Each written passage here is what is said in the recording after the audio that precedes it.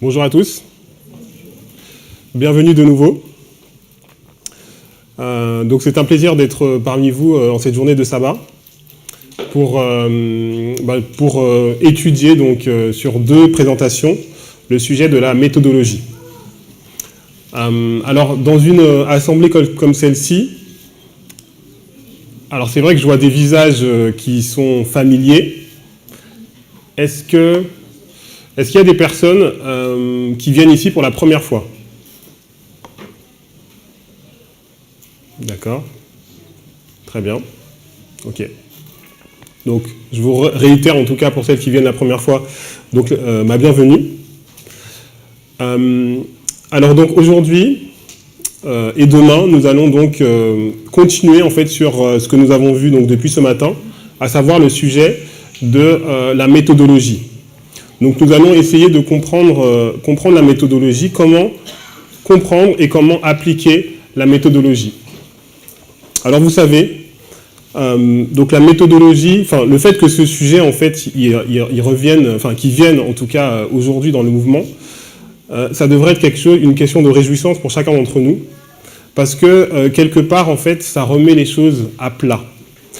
Dans le mouvement, dans nos différentes compréhensions, finalement il y a des erreurs qu'on a faites, des erreurs d'interprétation et de compréhension, et c'est justement en fait à cause de ce manque au niveau de la méthodologie.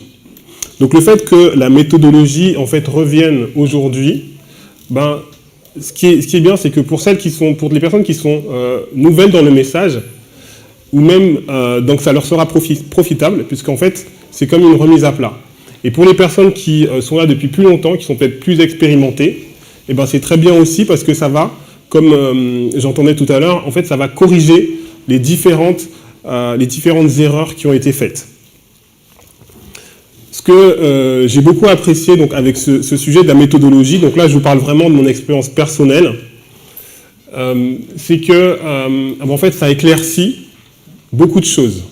Il y a beaucoup de versets que je connaissais, des versets que j'avais étudiés, et lorsque je les ai relus à travers le prisme de la méthodologie, en fait j'ai trouvé des choses extraordinaires, des nouvelles lumières. Et donc mon but aujourd'hui, c'est que pour vous, ce soit exactement la même chose. Que vous retrouviez donc ces versets que vous connaissez, et à travers donc cette méthode de l'enseignement à parabole, que vous allez voir sur une nouvelle lumière, et que vous allez trouver des choses importantes, vous allez trouver des trésors cachés. Alors vous savez, donc la parole de Dieu est remplie de trésors. Donc il y a plusieurs citations d'Ellen White qui confirment ce fait, et il y a une citation que j'aime beaucoup, qu'on trouve dans... donc c'est pas une citation qu'on n'a pas en français, donc c'est pour ça que c'est celle-là que j'ai choisie. On la trouve dans Voice, Speak and Songs, page 325.2, où elle nous dit « La vérité présente, le message spécial donné à notre monde, le message du troisième ange comprend un vaste champ contenant des trésors célestes. » Alors première chose, tout à l'heure, on va parler de structure, et ce qu'on va voir, c'est que dans les versets, dans les citations de l'esprit de prophétie, en fait, il y a toujours une structure qui est établie. Et vous allez voir que dans les citations que j'ai mises sur le PowerPoint, j'ai mis différentes couleurs. Donc soyez attentifs à cela, parce que ce que j'ai envie qu'on fasse aujourd'hui, c'est qu'on ne regarde pas simplement les mots, mais on regarde aussi la structure. Alors peut-être que ça ne vous parle pas quand je dis ça, mais plus on va avancer et plus vous allez voir. Première phrase, la vérité présente, le message spécial donné à notre monde, le message du troisième ange, c'est une répétition élargissement. Donc c'est-à-dire que ces 3 éléments sont exactement la même chose. Comprend un vaste champ qui contient des trésors célestes. Alors, on va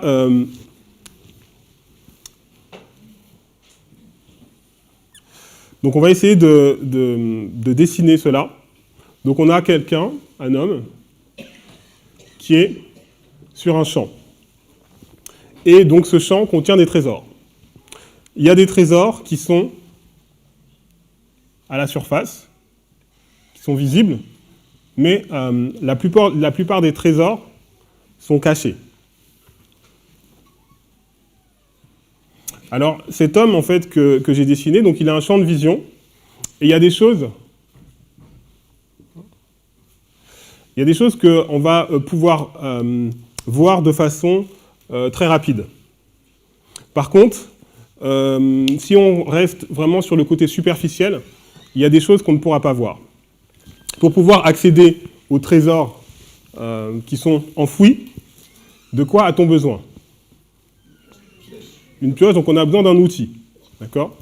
Eh bien en fait, dans la parole de Dieu, c'est la même chose. C'est-à-dire que pour pouvoir voir donc, ces choses qui sont cachées, en fait, on a besoin d'outils. Et donc, c'est les outils qu'on va découvrir aujourd'hui. Il y a un verset qui me vient à l'esprit alors, je ne sais pas si on l'a vu ce matin. On va prendre, c'est Matthieu 13, verset 35. Donc, donc, ouvrez vos Bibles. Donc, Matthieu 13, versets 34 et 35.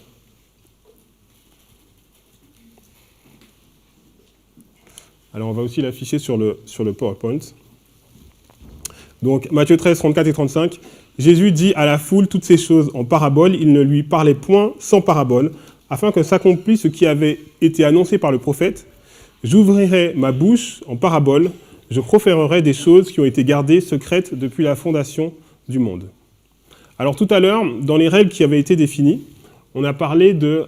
donc, c'était la règle numéro 5 qui nous disait que la Bible est son propre interprète. Donc, est-ce que vous voyez, donc sur le verset, j'ai mis des couleurs différentes. Donc ici, ce qu'on a, je ne sais pas si chacun le voit, en fait, on a une répétition, élargissement. Donc on va avoir une première phase qui va être dite, enfin une première portion de phrase qui va être dite, une virgule, et après, il y a la même chose qui va être répétée, mais avec un approfondissement, un élargissement ou une explication. Donc la deuxième partie de la phrase va expliquer la première. Et en fait, c'est un principe qu'on voit très très souvent dans la parole de Dieu, depuis la Genèse jusqu'à l'Apocalypse. Lorsque vous regardez le récit de la création dans la Bible, il est construit sur le même principe. Il y a une séquence qui est dite, et après, cette même séquence, elle est répétée avec plus de détails. Si vous regardez les visions du prophète Daniel, vous allez voir qu'il y a la vision de la statue qui est répétée, et après, il y a d'autres visions qui vont s'ajouter, mais avec plus de détails. Donc, ce qui est intéressant, c'est que la Bible elle est basée sur ce principe, mais également des versets. Et donc, le verset ici, donc, j'ouvrirai ma bouche en parabole, je proférerai, donc c'est équivalent, j'ai mis sur la même couleur, à j'ouvrirai ma bouche. Et donc, les paraboles, c'est quoi? Juste avec la définition de ce verset, eh ben, c'est des choses qui ont été gardées secrètes depuis la fondation du monde. Donc, ça veut dire que si on commence aujourd'hui à se mettre à étudier les paraboles, donc à se mettre à comprendre l'enseignement en parabole, qu'est-ce qu'on va comprendre? Qu'est-ce qui va apparaître? Ben, c'est des choses cachées, des choses qui étaient cachées depuis la fondation du monde. Donc ces trésors, en fait, qui sont dans la parole de Dieu. Ce qui est très fort avec cette méthodologie de l'enseignement en parabole, c'est qu'en fait, elle va nous éviter de faire des erreurs. Et en fait, on va voir, et je vais vous le montrer, je vais essayer de prendre des versets pour vous le montrer, que lorsqu'on n'a pas cette compréhension de parabole, lorsqu'on ne comprend pas ces structures, eh bien en fait, premièrement, on passe à côté de beaucoup d'informations. Et deuxièmement, eh bien en fait, on fait des erreurs d'interprétation, et c'est plus la Bible qui va s'interpréter elle-même, mais c'est nous-mêmes qui allons faire notre propre interprétation. Alors, pour le premier point, donc, ça a été dit également ce matin. Lorsque, généralement, on lit la parole de Dieu, on a tendance à s'arrêter donc aux mots. Et donc, c'est tout à fait normal. Mais il y a une partie des choses, il y a une partie des informations qu'on ne pourra pas voir uniquement avec les mots, en fait. Donc, il faut regarder la structure. Alors, quand je dis structure, est-ce que ça vous parle ou pas? Il y a des versets que vous connaissez très bien. Diapo 5. Donc j'ai pris des versets assez connus, assez simples. J'ai mis des couleurs. Donc j'ai pris Matthieu 20, verset 16, et j'ai pris Matthieu 23, verset 12. Les derniers seront les premiers seront les derniers. Donc là, en fait, vous voyez une structure, et c'est une structure en chiasme, en miroir. Donc la structure en miroir, donc c'est très simple. Donc lorsque vous étiez peut-être plus jeune, on a tous fait donc cet exercice avec un bout de papier qu'on ferme, et lorsqu'on l'ouvre, on retrouve la même chose. Donc c'est ça l'idée en fait d'un chiasme. Donc vous voyez dans ces deux versets, on voit cette structure en chiasme. Alors vous allez me dire, c'est très bien, mais à quoi ça sert? Alors derrière cette idée de chiasme, derrière cette structure, il y a en fait une idée d'équilibre. Alors lorsque je dis équilibre, je pense par exemple à une balance.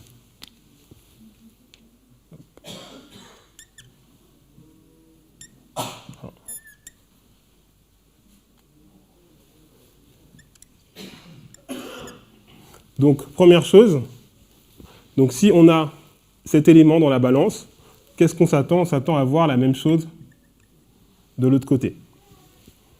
Et si cet élément n'est pas donné, alors si par exemple dans un verset vous avez à voir que le A qui est donné, et bien vous savez par extension, vous savez en regardant la structure, et bien que forcément même si le verset ne l'indique pas, et bien doit bien avoir un B pour que la structure elle soit garantie. D'accord? On est d'accord? Alors on va prendre un exemple. Et l'exemple qu'on va prendre, c'est en fait, c'est le chant qu'on vient de chanter juste avant le début de la présentation. Donc quel est le chant que nous avons chanté? Très bien. Jésus par ton sang précieux. Donc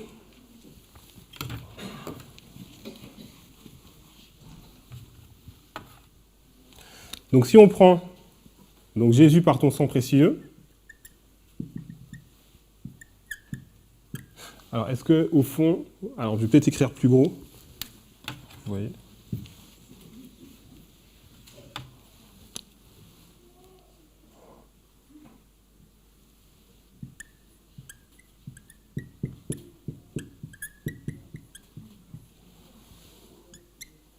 Donc Jésus par ton sang précieux enlève mon iniquité.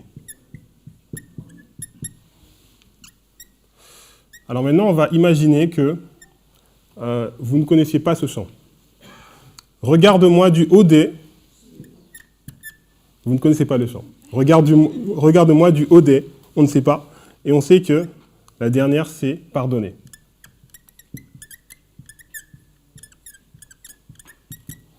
Alors maintenant, vous ne connaissez pas ce chant, vous essayez de deviner quel est ce mot, et on vous donne le choix entre 3 possibilités. Donc vous avez comme mot, je vais le mettre ici, ciel, cieux et terre. La première chose que vous allez regarder, c'est le contexte. Regarde-moi du haut des... Donc vous voyez que terre, ça ne convient pas. Donc la première chose que vous avez fait, c'est que vous avez défini le contexte. Et vous vous rendez compte que, par élimination, terre, ça ne convient pas. Et ensuite, vous avez le choix entre ciel et cieux. Et donc là, maintenant, qu'est-ce que vous avez regardé? Vous allez voir la structure. Et la structure que vous avez vue vous montre que donc il y a ce phénomène de rythme, et donc que les fins sont les mêmes. Et donc, grâce à ça, vous pouvez trouver en fait, que c'est bien cieux qu'il faut mettre ici. Donc c'est cette idée qu'on va essayer de développer dans l'étude. Et alors je vais vous proposer on va prendre un texte qui se trouve dans Nombre 24 au verset 17.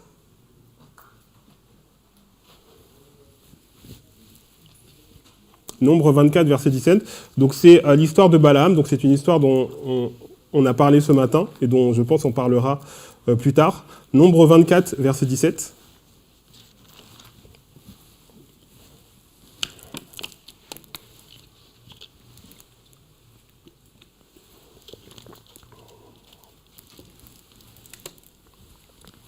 Nombre 24, verset 17.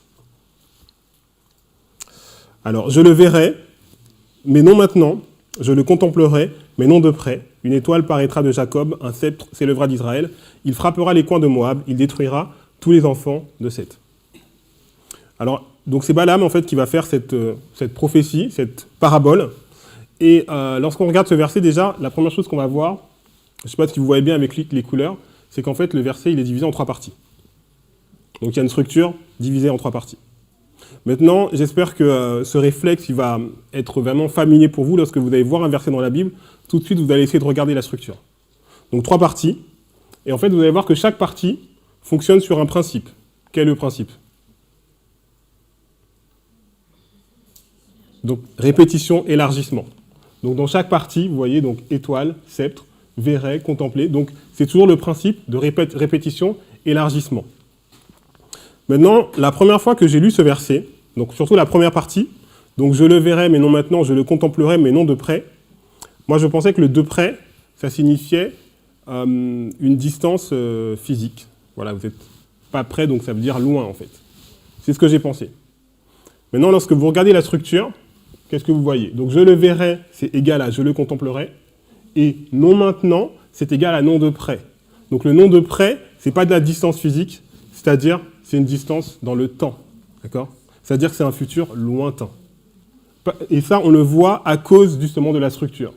Le non maintenant, donc pas tout de suite, dans le futur, donc le non de près, ça doit forcément être dans le temps, donc dans un futur lointain. Donc, j'espère que vous voyez que en regardant la structure, on évite de faire une erreur. Donc l'erreur ici, ça aurait été de voir le non de près et d'interpréter par nous-mêmes ce que ça signifie en fait. Mais le fait de voir la structure, eh bien, en fait, on a laissé la Bible elle-même définir ce que signifiait non de près. Et donc, par répétition, élargissement, par rapport à non maintenant, donc c'est la même chose. On va prendre un autre exemple. Je vous propose de prendre Ésaïe 54 au verset 1.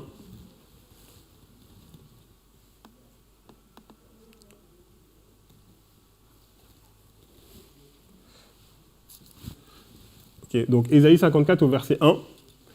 Donc là, en fait, on va aller un petit peu plus loin. J'ai mis deux versions. J'ai mis la version second et j'ai mis la version King James. Ces deux versions ne disent pas la même chose. Donc, c'est à peu près la même chose. Mais en fait, si on va regarder en profondeur, on va voir que ce n'est pas exactement la même chose. Donc, il y en a un qui dit « Réjouis-toi, stérile, toi qui n'enfantes plus. Fais éclater ton allégresse et ta joie, toi qui n'as plus de douleur. » Et la version King James dit « Chante, stérile, toi qui n'as pas enfanté. Chante et crie à ta voix, toi qui n'as pas été en travail. » Alors, selon vous, quelle traduction est la bonne et quelle traduction respecte la structure? Donc, est-ce que déjà vous arrivez à avoir une structure dans ce verset? Alors, je vous ai mis les couleurs pour vous aider.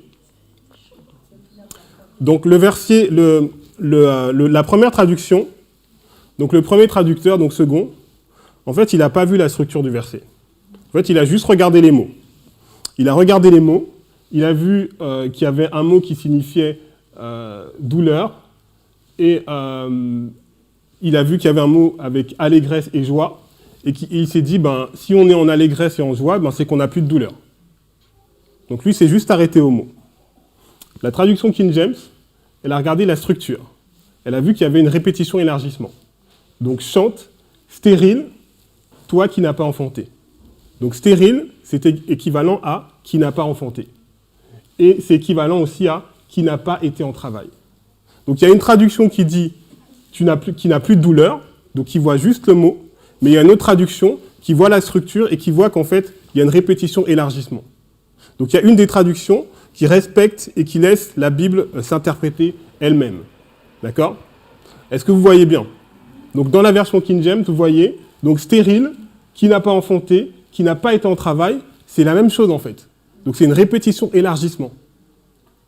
Donc si on ne regarde pas, donc je trouve ça quand même vraiment, enfin cette compréhension, cette méthodologie est vraiment, c'est vraiment puissant parce que c'est quelque chose que si on n'a pas la structure en tête, en fait on peut pas détecter en fait. Donc même les erreurs de traduction, vous arrivez à les voir. Donc vous allez voir qu'en regardant la structure des versets, en vous concentrant sur la structure des versets, vous allez pouvoir avoir une compréhension bien plus supérieure des versets, et vous allez pouvoir voir des choses que vous ne voyiez pas auparavant. Moi, ça fait vraiment des années que je suis sur ces versets, et je n'avais jamais vu tout ça. Mais en regardant la structure, maintenant c'est clair, maintenant je peux voir ces choses. Alors, est-ce que jusqu'à présent tout va bien, c'est clair? Oui? Alors, maintenant on va essayer de voir des passages en fait qui sont construits sur sur ce principe. Ce matin, il a été dit que, en fait, toutes les histoires de la Bible sont des paraboles. Est-ce que vous étiez d'accord avec ça? C'est ce qui a été dit ce matin. Et aujourd'hui, je vais vous proposer de voir le psaume 1. Donc c'est un psaume qui est, je pense, assez connu.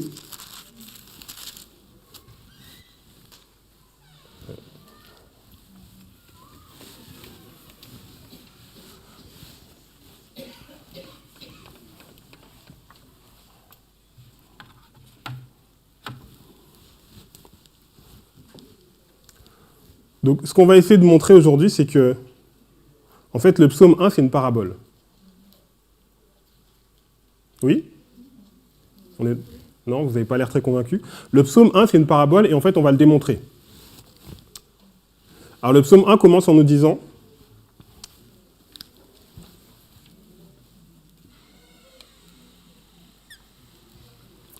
Alors, les paraboles, en fait, elles sont construites sur un principe. Et en fait, c'est un principe que vous connaissez, mais que vous n'avez peut-être pas fait attention. C'est le principe de la comparaison et le contraste. Si je vous dis « le fou sur le sable a bâti sa maison ». Oui? Donc c'est quoi? C'est une parabole. D'accord? Donc vous avez un fou et vous avez un sage. Donc le fou et le sage, ils ont fait la même chose, c'est-à-dire ils ont bâti une maison. D'accord? Donc on est dans la comparaison.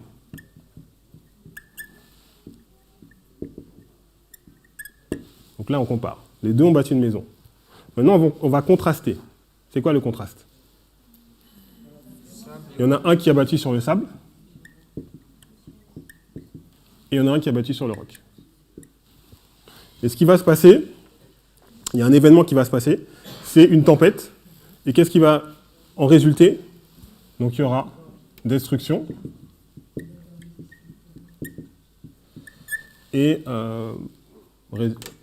celle qui va résister. D'accord. Donc ça, on est d'accord, c'est une parabole. Il y a une parabole qui ressemble aussi à ça, c'est une parabole avec des vierges. Oui? Donc il y avait 5 vierges folles et 5 vierges sages. Et les deux, donc comparaison, elles vont à un mariage. Maintenant, il y a un contraste. Et c'est quoi le contraste? C'est qu'il y en a qui ont pris des réserves d'huile et il y en a qui n'ont pas pris des réserves d'huile. Et il y a un événement qui va se passer, et cet événement, c'est le délai. Et il y a 5 qui vont rentrer et 5 qui ne vont pas rentrer. Donc là, je vous ai montré deux paraboles. Et je vous ai dit que le psaume 1, en fait, c'est la même chose, en fait. Donc on va voir. Donc heureux l'homme qui ne marche pas selon le conseil des méchants, qui ne s'arrête pas sur la voie des pécheurs, qui ne s'assied pas en compagnie des moqueurs, mais qui trouve son plaisir dans la loi de l'Éternel et qui la médite jour et nuit. Donc ça, c'est le juste. Et donc ce juste, en fait, il a du plaisir dans la loi de Dieu. On continue. Il est comme un arbre planté près d'un courant d'eau qui donne son fruit en sa saison et dont le feuillage ne se flétrit point. Tout ce qu'il fait lui réussit. Donc il est comparé à quoi? Un arbre. Très bien. Il n'en est pas ainsi des méchants. Ils sont comme la paille que le vent dissipe. Donc, on a les méchants. Et qui sont comparés à la paille. Donc qu'est-ce qu'on sait du coup? Donc, on sait que le méchant ne prend pas plaisir à la loi de Dieu.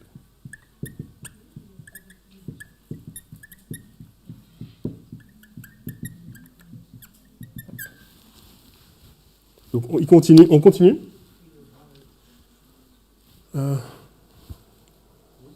C'est bon?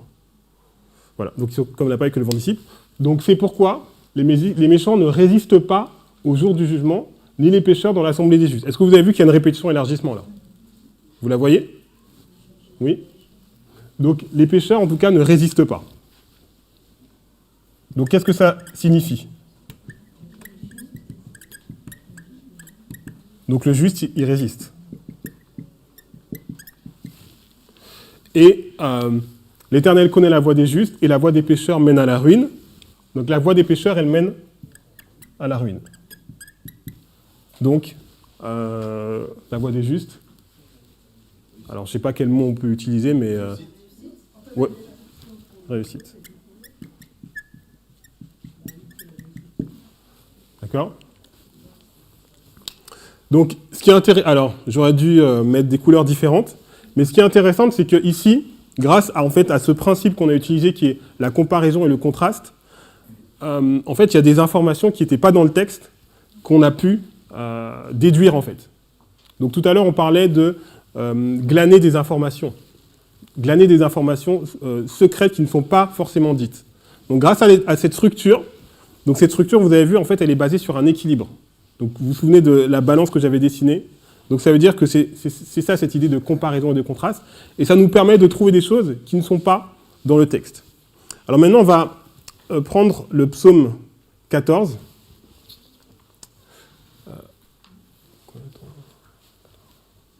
Attends, je vois pas.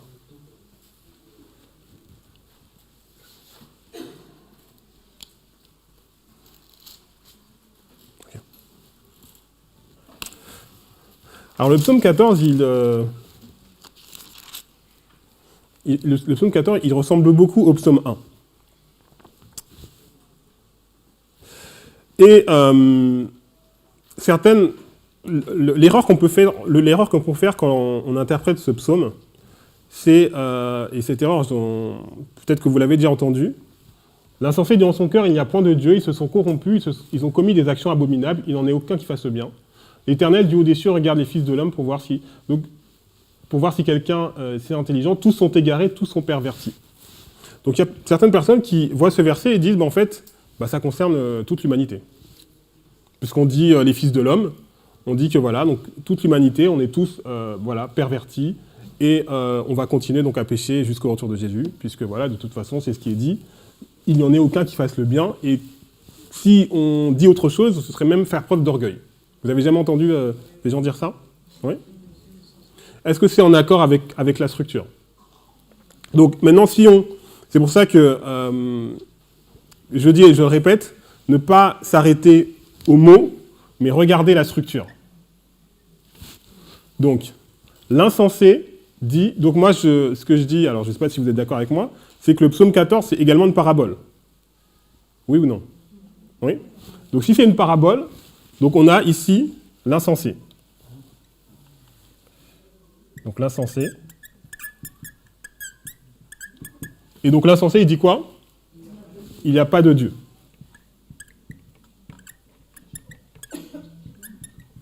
Donc si c'est une parabole, c'est basé sur le principe de comparaison et contraste. Donc qu'est-ce qu'on sait ?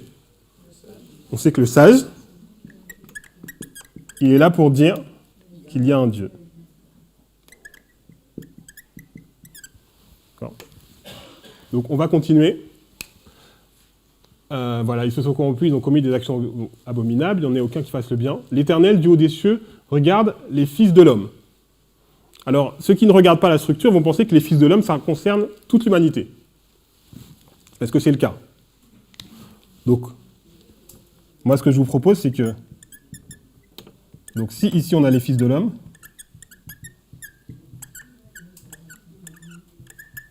qu'est-ce qu'on a ici ? On a les fils de Dieu.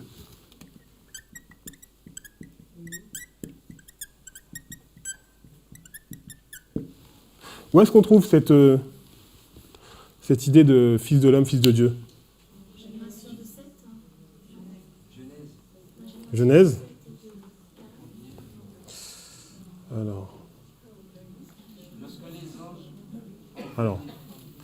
Alors, j'avais la citation, alors elle n'est pas, malheureusement, je pense que j'ai oublié de la mettre, donc je pense que vous la connaissez. Donc cette citation, ce verset même biblique, où on parle des fils de Dieu et des fils de l'homme. Et en fait, Ellen White, donc en Patriarche et Prophète, elle confirme que les fils de Dieu, donc c'est la descendance de Seth, et les fils de l'homme, c'est la descendance de Caïn. Et donc ces deux postérités ne sont pas censées se mélanger, en fait. Donc dès qu'elles sont censées rester séparées, en fait. Et dès qu'elles se mélangent, en fait, c'est l'iniquité. D'autre part, lorsque la tour de Babel est construite, on dit dans le verset, on parle des fils de l'homme. Donc ceux qui construisent la tour, c'est les fils de l'homme, c'est en fait ceux qui sont rebelles en fait. D'accord ? Donc maintenant, on va continuer dans le verset. Verset 3, donc tous sont égarés, tous sont pervertis, il n'en est aucun qui fasse le bien, pas même un seul. Verset 4, tous ceux qui commettent l'iniquité ont-ils perdu le sens ? Ils dévorent mon peuple, ils le prennent pour nourriture. Donc là maintenant, on a le verset qui nous confirme ce qu'on a établi en fait. Donc ces fils de l'homme-là, qu'est-ce qu'ils font ? Ils dévorent mon peuple.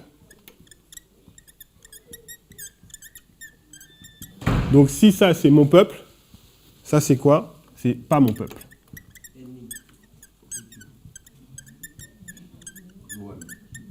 Donc vous voyez en fait que dans cette parabole, dans ce psaume, en fait, Dieu fait la différence claire entre qui est son peuple et qui n'est pas son peuple.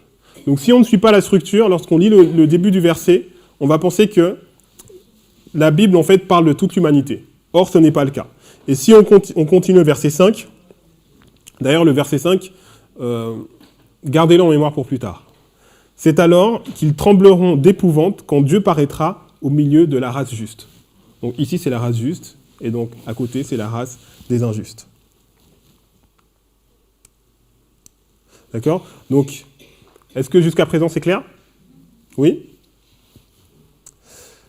Alors, donc maintenant on va pouvoir regarder Daniel 2. Et donc Daniel 2, on est en tant qu'adventiste, on est familier avec cette prophétie. On est d'ailleurs même familier avec du coup l'interprétation vraiment superficielle qu'on en a souvent en tant qu'adventiste dans l'Église. C'est que de dire que voilà, donc on a cette statue qui représente les différents royaumes, et puis qu'on a cette montagne, cette pierre qui se détache, cette pierre qui représente le retour de Jésus, qui donc frappe la statue, tout s'écroule, et le retour de Jésus et le royaume de Dieu est établi. Vous avez déjà entendu ce... Donc c'est généralement l'interprétation Enfin moi, c'est l'interprétation que j'ai beaucoup entendue dans ma jeunesse. Sauf qu'aujourd'hui, maintenant, qu'est-ce qu'on a comme outil ? On a l'outil de parabole. Et donc, la statue cette vision de Daniel, en fait, c'est une parabole. C'est une parabole à plusieurs niveaux. La première des choses, et moi, c'est la chose qui me marque souvent. Donc, cette vision, en fait, c'est une succession de royaumes. Donc, en fait, c'est quelque chose c'est quelque chose qui s'étale dans le temps. En fait, Dieu, il a utilisé un modèle pour vraiment illustrer donc, cette succession de royaumes. C'est le modèle du corps humain. Donc, mais c'est ce qu'on a en fait, c'est ce qu'on est. Parce qu'on a tous une tête, on a tous des mains, donc c'est nous en fait. Et donc, moi ça me marque toujours de me dire, lorsque vous regardez aussi dans l'Apocalypse, donc vous avez c'est le dernier royaume qui est représenté par ces 10 orteils, et en fait, on a ces 10 orteils en fait, donc c'est... Même si on ne veut pas s'intéresser à la prophétie, et on considère que c'est... En fait, la prophétie, on est fait basé sur ce modèle en fait. Donc ce modèle du corps humain qui dévoile en fait cette succession de royaumes à travers ce qu'on est en fait. Moi ça m'a toujours interpellé. Et la deuxième, dans cette statue, il n'y a pas seulement que le corps humain, il y a aussi les métaux. Donc en fait, comment on appelle ça ? Moi j'appelle ça répétition, élargissement. D'accord ? Donc dans la statue, vous voyez à la fois donc, le corps humain, donc ça va aller de la tête jusqu'aux pieds, mais vous voyez aussi une succession de métaux qui vont se dégrader en fait. Donc on va commencer par l'or, après les reins, et après on arrive au fer et à l'argile. D'accord ? Donc ça, c'est vraiment une parabole. C'est vraiment une parabole. Donc, dans cette parabole, on voit... Qu'est-ce qu'on voit ? Donc on voit cette montagne, et on voit également... on voit cette statue qui représente Babylone, puisque d'ailleurs, dans Daniel 3, Nebuchadnezzar, qu'est-ce qu'il va faire ? Il va prendre toute la statue, il va la mettre en or pour vraiment montrer que ça représente Babylone, en fait. Donc ça représente le royaume de Satan. Et la montagne représente, par opposition, le royaume de Dieu. Donc on est vraiment en face d'une parabole. Est-ce qu'on est d'accord ? Oui ? Maintenant, dans cette parabole, il y a quelque chose qui se produit, c'est qu'il il y a cette pierre qui se détache de la montagne. Donc maintenant, si on est vraiment dans une parabole, qu'est-ce qu'on doit voir de l'autre côté? Qu'est-ce qu'on est en droit de s'attendre? Quelque chose qui se détache. D'accord? Alors je vois des visages un peu... vous n'êtes pas sûr. Alors...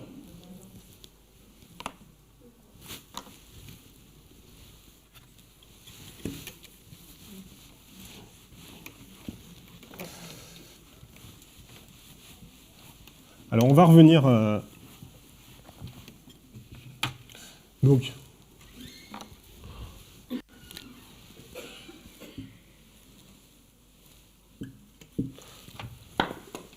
Comparaison et contraste. Donc, vous avez quelque chose qui doit se détacher aussi. Alors maintenant, ce qu'on va essayer de faire, c'est on va essayer de comprendre... Comment je pourrais appeler ça? Je vais appeler ça le modèle de Paul. Paul, dans la Bible, il va construire un modèle, et en fait, ce modèle, il va nous aider à comprendre ce qui va se passer ici. Donc, lorsque Paul il construit son modèle, et on le voit souvent dans le Nouveau Testament, c'est qu'en fait, le monde, il est divisé en deux parties qui sont donc l'Église et le monde. Alors, j'écris suffisamment gros pour ceux qui sont au fond? Non?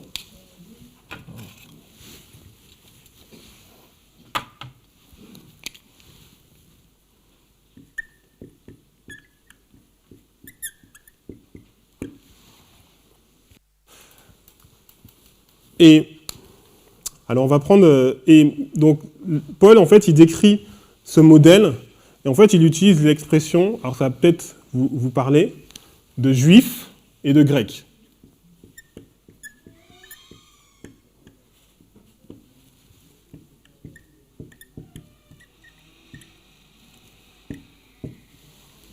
Ça vous parle peut-être un peu plus? Lorsque, donc vous connaissez le verset, je crois que c'est 2 Pierre 4, verset 17, qui nous dit « Le jugement commence par la maison de Dieu, et après, si c'est par nous qu'il commence, quelle sera la fin de ceux qui n'obéissent pas à l'évangile de Dieu ?» Donc en fait, c'est toujours l'Église en premier. Donc dans ce modèle, en fait, c'est l'Église en premier, et après le monde. D'accord? Donc on va prendre quelques versets pour confirmer cela. Je vous propose de prendre Romains 1, verset 16.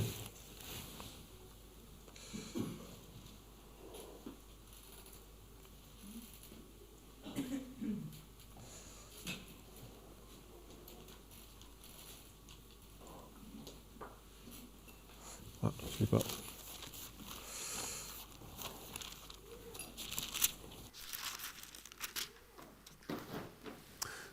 Romains 1, verset 16 nous dit « Car je n'ai point honte de l'évangile, c'est une puissance de Dieu pour le salut de quiconque croit. » Et qu'est-ce qu'il est dit? Du juif, premièrement, puis du grec. D'accord? On va prendre un autre verset qui est un petit peu plus loin, Romains 2, verset 9. Tribulation, Romains 2, verset 9, tribulation et angoisse sur tout homme qui fait le mal, sur le juif premièrement, puis sur le grec. Gloire et honneur et paix pour quiconque fait le bien, pour le juif premièrement, puis pour le grec. Donc ça, c'est le modèle. Et ce modèle, en fait, il continue, en fait, quelque part, puisque dans l'Église, parmi les Juifs, en fait, il y a 2 catégories. Il y a les Juifs et les Grecs. Et dans le monde, c'est la même chose. Juifs et Grecs. Alors, comme je ne veux pas que vous soyez dans la confusion et qu'on va vraiment rester très simple, je ne vais pas mettre juif et grec, mais je vais plutôt mettre ivraie et bon grain. Est-ce que c'est plus... Parce que, enfin, moi j'ai toujours entendu cette phrase, ah mais oui, dans l'église, il faut attendre parce qu'il y aura toujours l'ivraie et le bon grain. Donc on est tous, en tant qu'adventistes, on sait que, en réalité, dans...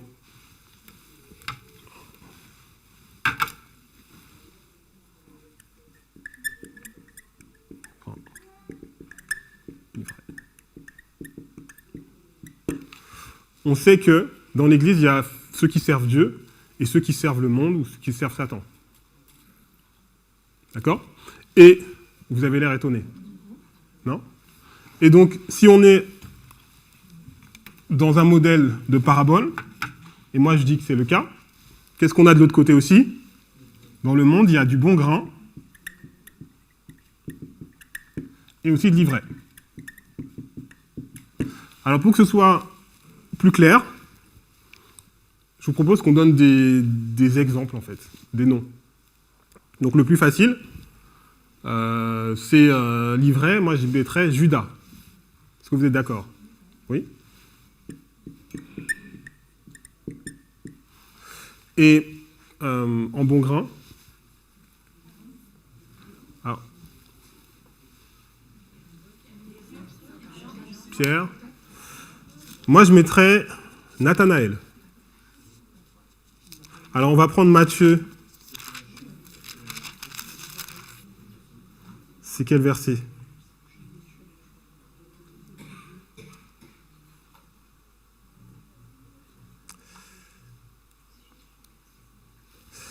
Alors, j'ai pas le verset en tête.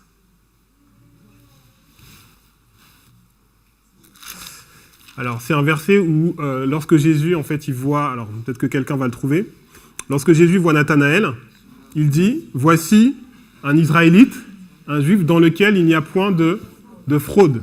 D'accord? Ah, c'était Jean. Ok, d'accord. Donc, je mets Nathanaël. Jean. Donc si Jésus dit « Voici un Israélite dans lequel il n'y a pas de fraude », donc qu'est-ce que ça veut dire? Ça veut dire qu'il y a des Israélites dans lesquels il y a de la fraude. D'accord? Donc Nathanaël et Judas. De l'autre côté, est-ce qu'on aurait des noms vraiment pour illustrer? Moi, je pensais à Corneille. Corneille, ouais, c'est un bon exemple. Donc bon grain, Corneille. Ivraie, alors qui est vraiment du monde, et moi je pensais à Félix ou Festus. Oui?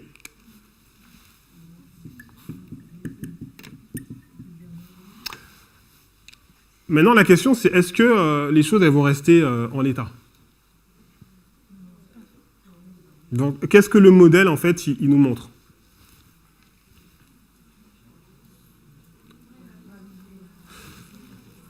Alors, première des choses, il y a une séparation. D'accord? Donc, je crois que c'est le psaume 1 qui nous disait les pécheurs ne résistent pas au jour du jugement ou dans l'assemblée des justes. Donc, ils ne peuvent pas. Donc, ce qui va se passer, c'est que. Exactement. Tact.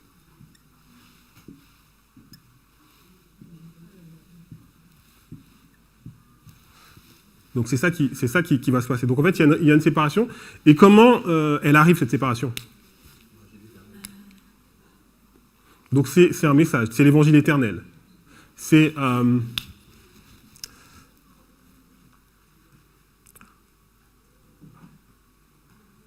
Alors, ce qu'on peut faire aussi...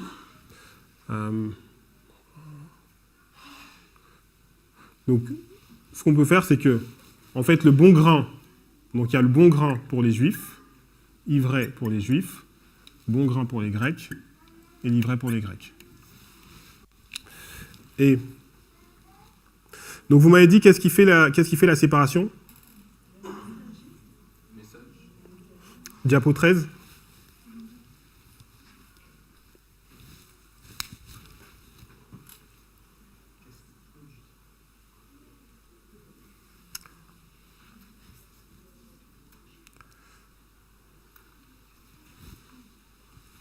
Qu'est-ce qui fait la séparation? C'est le troisième ange.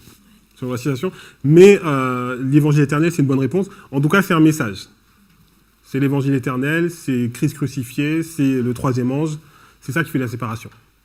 Alors maintenant, on va aller dans 1 Corinthiens. C'est 1 Corinthiens 24. 1 Corinthiens chapitre 1, verset 24.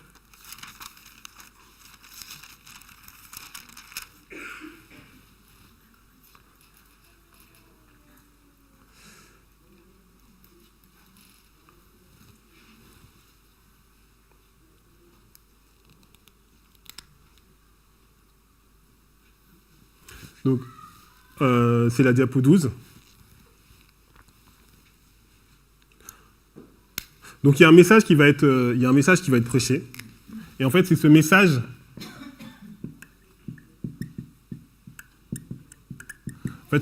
qui va faire la séparation. D'ailleurs, pour le cas de Corneille, ce qui va faire que Corneille en fait passe d'ici à là, en fait, c'est évidemment lorsque le message de Christ va lui être présenté. Donc lorsqu'on lit 1 Corinthiens 1 verset 23, nous prêchons Christ crucifié, donc scandale pour les Juifs et folie pour les païens.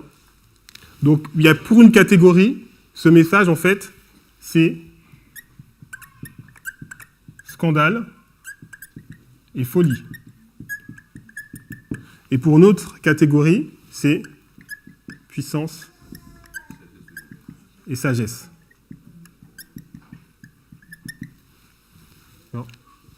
Donc, puissance et sagesse de Dieu pour ceux qui ont été appelés tant juifs que grecs. Vous voyez, donc vous voyez comment le modèle que Paul utilise, il est vraiment consistant.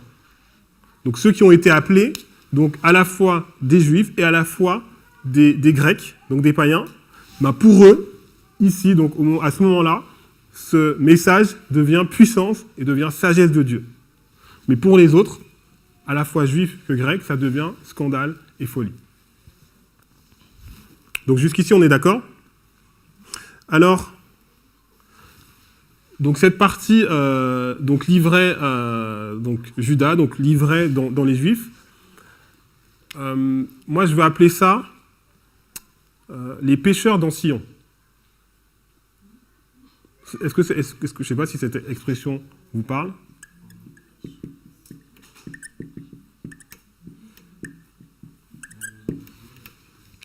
Ça vous parle pas ?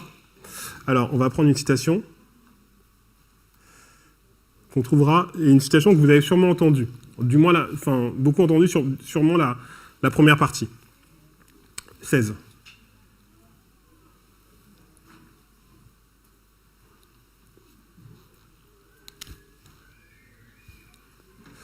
Ça vous parle ? C'est une citation que j'entends souvent. Donc, l'Église semblera peut-être sur le point de tomber, mais elle ne tombera pas. Elle subsistera après que quoi ? Après que les pécheurs dans Sion auront été éliminés, la balle enfin séparée du précieux grain. Donc déjà, la première chose qu'on peut voir dans cette citation, c'est qu'il y a une répétition élargissement. Cette citation, elle fonctionne comme une parabole. Donc, alors je ne vais pas vous faire le dessin, vous allez le faire vous-même, mais d'un côté, vous avez les pécheurs de Sion, et donc vous avez automatiquement les justes dans Sion, et vous avez la balle, donc qui est la même chose, et après, vous avez le précieux grain. D'accord ? Donc, lorsqu'elle nous dit cette citation dont souvent on prend uniquement la première partie, elle nous dit que l'Église, le test va arriver et qu'il y aura tellement peu de personnes qui vont rester debout qu'on aura l'impression que l'Église est sur le point de tomber. Mais elle ne tombera pas parce qu'il y a un reste, en fait, qui va traverser. Et néanmoins, en tout cas, ce qui nous est dit ici, c'est que la balle, donc le livret, sera séparé. D'accord ? Donc, c'est ce qu'on voit ici. Donc maintenant, on va retourner à notre statut. Donc finalement, est-ce que ce modèle, il nous permet de mieux comprendre la statue ? Ouais. Donc donc là, en fait, on a une pierre qui s'échappe, une pierre qui se détache de la montagne. Donc là, on a quelque chose qui se détache. Et donc, qu'est-ce que c'est ? Donc,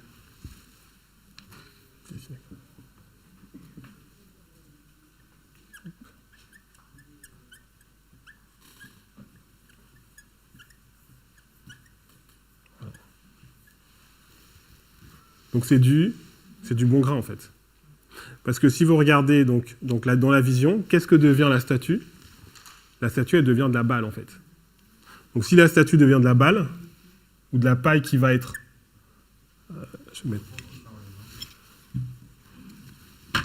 Si la statue devient de la paille qui va être emportée par le vent, en fait, ce qui va en sortir, c'est forcément du bon grain. Et donc ici, le phénomène qui va se produire, c'est exactement la même chose. Donc ça veut dire que la montagne, donc les pêcheurs d'Ancillon, comme on a vu dans la citation, les pêcheurs d'Ancillon, ou la balle séparée du précieux grain. Donc ça veut dire qu'à la fois dans l'Église et à la fois dans le monde, en fait, on a le même phénomène qui se produit. Alors, ce qui est intéressant dans ce phénomène, en fait, c'est que c'est vraiment le phénomène de l'évangile éternel, parce qu'en fait, on va se rendre compte que ce modèle-là, en fait, il traverse toute la Bible. Que ce soit dans l'histoire de Noé, donc je crois que l'histoire de Noé, on l'a mentionné ce matin, mais en fait, dans l'histoire de Noé, on voit ceux qui construisent l'arche, mais qui n'y rentrent pas. Et ceux qui l'ont construit et qui y rentrent. Et de l'autre côté, on voit les animaux, et en fait, on a les animaux purs et les animaux impurs. Et certains animaux entrent dans l'arche, et d'autres n'entrent pas. Ce modèle, on peut aussi le mettre donc, à l'époque de Christ. Donc maintenant, je vous propose d'aller dans le livre d'Amos.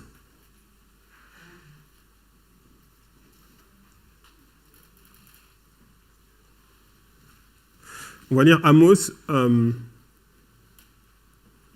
Amos chapitre 9.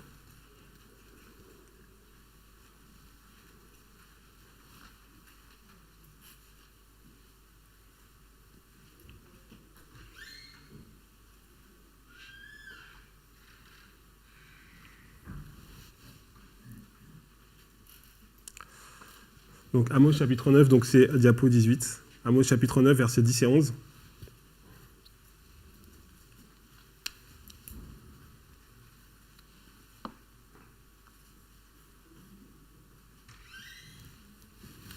Alors, car voici, je donnerai mes ordres, et je secouerai la maison d'Israël parmi toutes les nations, comme on secoue avec le crible, sans qu'il tombe à terre un seul grain.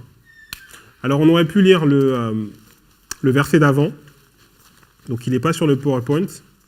Donc, le verset d'avant nous dit, « Voici le Seigneur l'Éternel a les yeux sur le royaume coupable. » Donc là, on est au verset 8.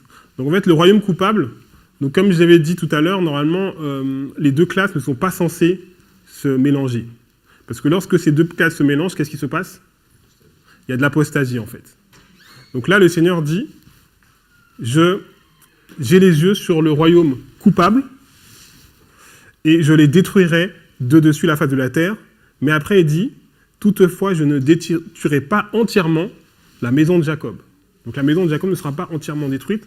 Pourquoi? Parce qu'il y aura un reste. Et pour qu'il y ait un reste, il y aura cette épreuve, ce criblage que nous voyons au verset 9. Car voici, je donnerai mes ordres, et je secouerai la maison d'Israël parmi toutes les nations, comme on secoue avec le crible, sans qu'il tombe à terre un seul grain. Donc là, on aura ce criblage qui va se produire. Et verset 10, tous les pécheurs de mon peuple mourront par l'épée, ceux qui disent, le malheur n'approchera pas, ne nous atteindra pas. Donc gardez ça en tête pour demain. Mais là, qu'est-ce qu'on voit? On voit les pécheurs de mon peuple. Donc ça. Donc dans Ésaïe, on nous disait les pécheurs d'Ancillon, là on nous dit les pécheurs de mon peuple. Verset 11, en ce temps-là, je relèverai de sa chute la maison de David, je reparerai les brèches, je redresserai les ruines, je la rebâtirai comme elle était autrefois. Donc là, je vous ai mis les couleurs sur ce verset pour que vous voyez que, qu'est-ce que c'est? Un chiasme. C'est un chiasme. Donc je relèverai de sa chute, ça va avec je rebâtirai, et je reparerai les brèches, ça va avec je redresserai les ruines. D'accord? Et donc ça va être en parallèle avec, parce qu'on sait que cette pierre, en fait, elle va devenir une montagne. Mais pourquoi, en fait, cette pierre, elle devient une montagne? On le voit au verset suivant. Afin qu'il possède le reste des dômes et toutes les nations sur lesquelles mon nom a été invoqué, dit l'Éternel, qui accomplira ces choses. Donc cette pierre, en fait, elle devient une montagne parce que il y a le bon grain de cette partie-là qui va rejoindre le peuple de Dieu, et ça devient une montagne. Et ça, c'est ce qu'on voit dans Ésaïe, au chapitre 2. Ésaïe, chapitre 2, à partir du verset 1, du verset 2, « Il arrivera dans la suite des temps que la montagne de la maison de l'Éternel sera fondée sur le sommet des montagnes, qu'elle s'élèvera par-dessus les collines, et que quoi? Toutes les nations y afflueront. Des peuples s'y rendront en foule et diront « Venez et montons à la montagne de l'Éternel, à la maison du Dieu de Jacob, afin qu'il nous enseigne ses voies, que nous marchions dans ses sentiers, car de Sion sortira la loi, et de Jérusalem la parole de l'Éternel. » Donc là, cette montagne, elle vient puisque, en fait, il y a des nations qui viennent maintenant, qui acceptent le message, et qui viennent donc remplacer ceux qui étaient les pécheurs dans Sion, qui ont été éliminés, en fait. D'accord ? Donc, est-ce qu'avec ce modèle, on comprend mieux les choses ? On va aller dans Apocalypse 10 pour finir.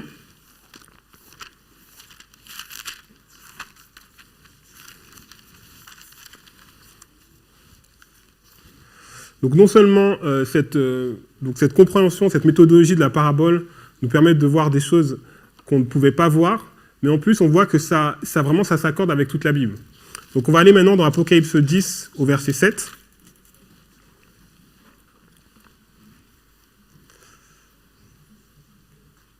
Apocalypse 10, verset 7 nous dit qu'au jour de la voix du septième ange, quand il sonnerait de la trompette, le mystère de Dieu s'accomplirait comme il l'a annoncé à ses serviteurs, les prophètes.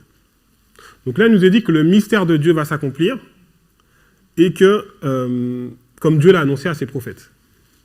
Alors moi, j'ai envie de vous dire, à quel prophète ? Deuxième chose, le livre d'Apocalypse, il est en... Comment dire ? Il est semblable à quel autre livre ? D'accord, donc s'il est semblable au livre de Daniel, donc qu'est-ce qu'on doit voir dans le livre de Daniel ? Donc on va voir le mystère de Dieu. Parce que Daniel, c'est un prophète, oui ou non ? Donc ça veut dire que dans le livre de Daniel, on doit voir le mystère de Dieu.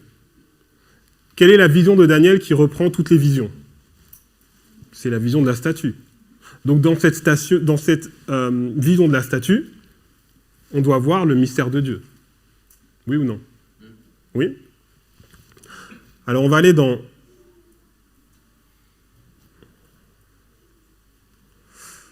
On va aller dans Romains.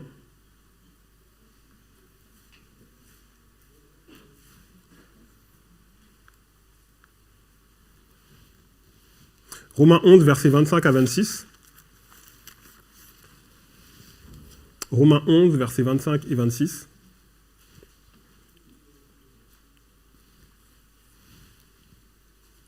Car je ne veux pas, frères, que vous ignorez ce mystère. Donc moi, ce que je vous suggère, c'est que c'est exactement le même mystère dont on vient de parler.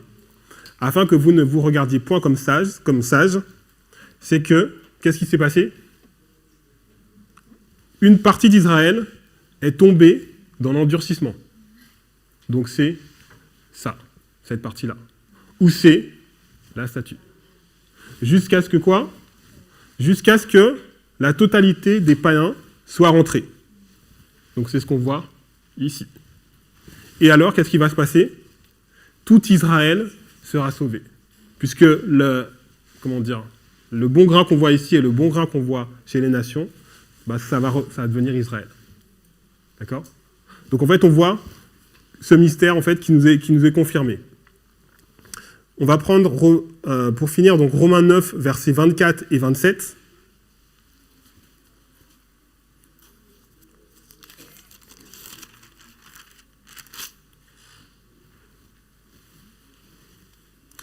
Et donc Paul, en fait, comme je vous ai dit, alors au départ, je l'ai appelé le modèle de Paul, parce que c'est vraiment Paul. Alors, c'est pas le modèle de Paul, en vérité, c'est le modèle du plan de la rédemption. Mais en fait, c'est vraiment Paul qui le détaille et qui l'explique le mieux. Donc, on va prendre Romains 9, versets 24 et 27. Et en fait, Paul, il va faire la même chose. Il va faire une comparaison-contraste. Diapo 15. Ouais. Ainsi nous a-t-il appelés, non seulement d'entre les Juifs, mais encore d'entre les païens. Donc là, en fait, il fait la séparation entre les deux. Et en fait, il va prendre un message pour chacun des deux, pour chacune des deux catégories. Donc en fait, il va commencer par les païens. Et pour les païens, il va prendre un texte qui vient d'Osée. Et pour Israël, il va prendre un texte qui vient d'Ésaïe. Et les deux textes disent deux choses différentes. Alors pour les païens, il prend le texte d'Osée, et donc il s'adresse à eux ici. Et qu'est-ce qu'il leur dit ? J'appellerai mon peuple celui qui n'était pas mon peuple, et bien-aimé celle qui n'était pas la bien-aimée. Et là, on leur disait, vous n'êtes pas mon peuple, ils seront appelés fils du Dieu vivant. Donc c'est exactement ce qui se produit ici. D'accord ? Maintenant, qu'est-ce qu'il va dire à Israël ? Donc il va prendre un texte d'Ésaïe, et il va dire, Ésaïe de son côté s'écrit au sujet d'Israël, quand le nombre des fils d'Israël serait comme le sable de la mer. Donc ça veut dire quoi ça ? C'est quoi le sable de la mer ? Ça veut dire que c'est nombreux. Donc, c'est la montagne en fait. Alors ça devrait nous faire réfléchir parce que, je vous laisse faire l'application. Mais quand le nombre des fils d'Israël serait comme le sable de la mer, qu'est-ce qui va se passer ? Il y a seulement un reste qui sera sauvé. Prions. Éternel notre Dieu, nous voulons te remercier pour cette méthodologie, Seigneur, que tu nous permets aujourd'hui de comprendre. Et Seigneur, grâce à cette méthodologie de l'enseignement en parabole, nous pouvons vraiment comprendre ces mystères de la parole de Dieu, ces choses qui étaient cachées depuis la fondation du monde. Et Seigneur, en ce jour de sabbat, nous voulons vraiment te louer pour cela. Et nous voulons, Seigneur, aussi vraiment que chacun d'entre nous reparte d'ici en ayant compris vraiment à quel point cet enseignement en parabole nous montre des choses, nous montre vraiment l'idéal élevé que tu as pour ton peuple et comment tu veux que, de la même façon que Christ était une parabole vivante, que nous-mêmes soyons une parabole vivante par rapport à ce message, que nous puissions le vivre pleinement. Au nom de Jésus, amen.